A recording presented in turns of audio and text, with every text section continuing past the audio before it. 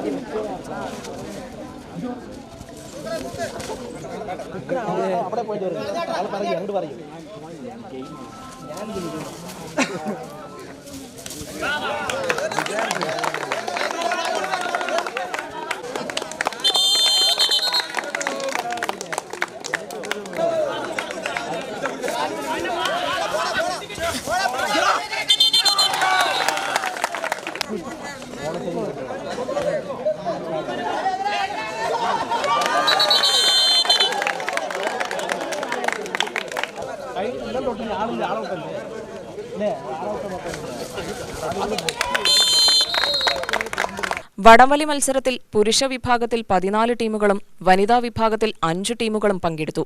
പുരുഷ വിഭാഗത്തിൽ HVSനെ പരാജയപ്പെടുത്തി YJKS നെന്മേനിയാണ് ജേതാക്കളായത്. വനിതാ വിഭാഗത്തിൽ രാജാസ് ക്ലബിനെ പരാജയപ്പെടുത്തി യോഗിനിമാത ജേതാക്കളായി.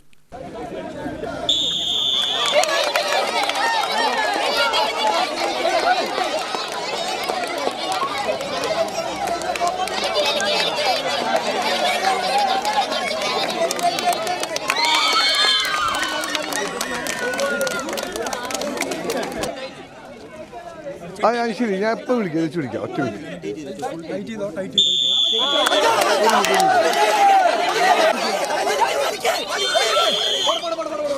UTV news Palakkad.